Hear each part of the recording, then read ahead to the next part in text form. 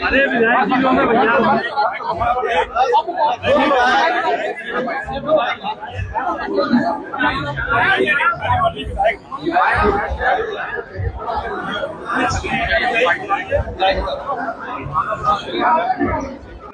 इस सरकार का बजट लगातार आ रहा है। जो बुनियादी चीजों की सबसे ज्यादा जरूरत है, आज उत्तर प्रदेश में सबसे ज्यादा स्वास्थ्य को लेकर के लोग चिंतित हैं।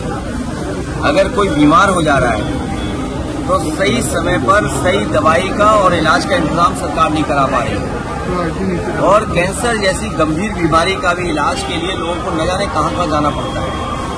समाजवादी सरकार में ये जो कैंसर इंस्टीट्यूट बना था, ये रिसर्च कैंसर इंस्टीट्यूट इसलिए बनाया गया था जिससे यहाँ पर गरीबों का फ्री इलाज हो सके और कैंसर बीमारी के बारे में जानकारी मिलती रहे और वो फैले नहीं, या कैंसर की रोकथाम को लेकर के क्या डॉक्टर समय समय पर लोगों को जागरूक करेंगे, इसलिए रिसर्च कैंसर इंस्टीट्यूट ये बनाया गया था। जब वहाँ गए हम लोग, जो समाजवादी सरकार ने जहां तक काम छोड़ा था, जिस रूप में काम बढ़ना चाहिए था नहीं बढ़ा, और सबसे पहले मरीज मुझे जो मिला है वो मिला गोरखपुर का, एक बच्ची जिसके ट्यूमर है सर में। सोचिए मुख्यमंत्री जी के क्षेत्र में जहां एम्स है, मेडिकल कॉलेज है, लेकिन उनका इलाज वहां नहीं हो पा रहा है। उन्हें भी इलाज के लिए उस परिवार को लखनऊ आना पड़ रहा है, वो भी समाजवादी सरकार के बने हुए टेढ़ा हो जाएगा। और ये चक गजरिया में जितना भी विकास हुआ है, अमूल का प्लांट लगना, बगल में सरकार का एक और प्लांट लगना मिल का, तो कम से कम मिल का प्रोक्योरमेंट तो हो जनता से, किसान से। SCL का प्राइवेट इन्वेस्टमेंट आया जहां हम लोग खड़े हुए हैं। ये समाजवादी सरकार में सरकार का मॉल था, सरकार आते ही भारतीय जनता पार्टी ने इसको बेच दिया।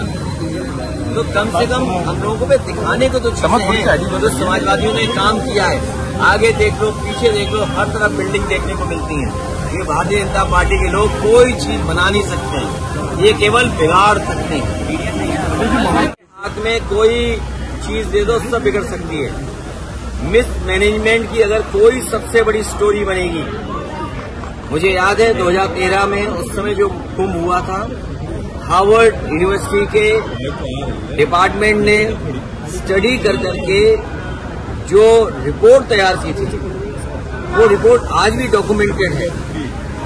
उस समय इतना मिसमैनेजमेंट नहीं दिखाई दिया, कम बजट में वो हुआ था, लेकिन इन्होंने प्रचार बहुत किया, बजट ज्यादा दिया, दोनों सरकारें लग गई, उसके बावजूद भी भगदड़ में लोग मर गए, सड़कें जाम रहीं, लोगों को रात दिन गुजारना पड़ा अपनी गाड़ियों में बैठ करके, सड़कें हर तरफ दूसरे स्टेट तक ब्लॉक रहीं, ट्रेनों का जो इंतजाम करना था ट्रेन नहीं पहुंच पाई, पूरी ट्रेन नहीं चलाई, संख्या नहीं चलाई उतनी, भगदड़ मच गई, उसमें भी लोगों की जान चली गई। इस सरकार ने कुंभ के बहाने न जाने कितनों की जान ले ली है। सर, ट्रेन हादसा जो हुआ और उसके बावजूद भी ट्रेन उसके में किसी को जिम्मेदारी नहीं ठहराई गई, उल्टा जांच हो रही है। इसलिए ठहराई क्योंकि उनकी कोई तैयारी नहीं थी। अगर सरकार ने तैयारी की होती, डबल इंजन सरकार, अपने आप को डबल इंजन बोलते हैं, ये डबल इंजन नहीं है, डबल ब्लंडर वाली सरकार है। सर 144 साल की अफवाह फैलाई गई, क्या मानते हैं कि उसके ऊपर भी कार्रवाई होनी चाहिए, इसलिए झूठ अफवाह? भारतीय जनता पार्टी के लोग मनमानी करते हैं। भारतीय जनता पार्टी के लोग बहुत साइंटिस्ट हैं और उनका जो कुछ भी कथन है वो रिसर्च बेस्ड है। तो मुझे लगता है कि जो 144 साल का जो उन्होंने संख्या बताई है कि महाकुंभ 144 साल बाद हो रहा है, तो कोई न कोई उनकी रिसर्च, साइंटिफिक अप्रोच या किसी न किसी जो एस्ट्रोनॉमी को जानते हैं उनसे राय मशवरा लेकर के ही किया होगा।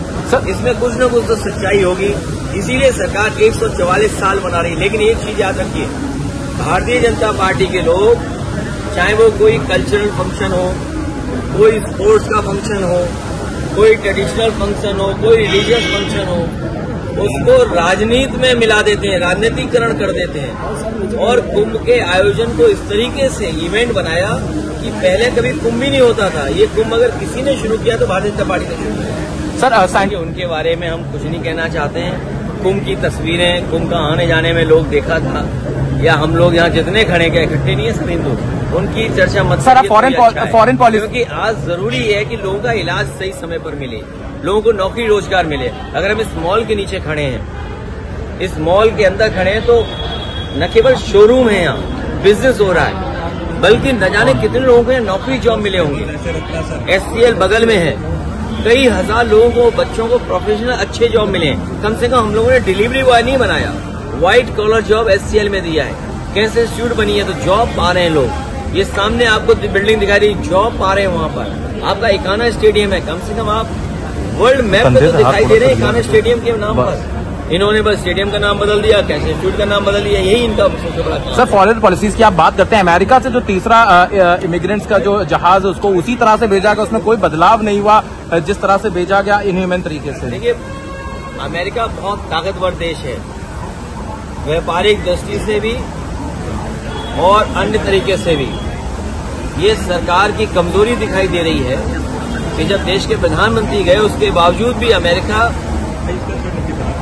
उन लोगों को हथकड़ी और बेड़ियां बांध करके भेज रहा है। इससे ज्यादा हमारे देश का अपमान और क्या हो सकता है कि हमारे नागरिक बेड़ियों में, हथकड़ियों में आ रहे हों। और उससे भी बड़ी बात यह है कि जो लोग ये सपना दिखा रहे हैं कि हमारा विकसित भारत है, हमारी $5 ट्रिलियन की इकोनॉमी है, हम विश्व गुरु हैं, तो सोचो नौकरी के लिए लोगों को अपने खेत बेच के जाना पड़ रहा है, जमीनें बेच करके जाना पड़ रहा है, घर परिवार से उधार लेकर जाना पड़ रहा है। कि यही विश्व गुरु का सपना था कि लोग उधार लेकर के जाएं, पकड़े जाएं, तो वो फौज वहां की बेड़ियों में, हथकड़ियों में आपको वापस भेज।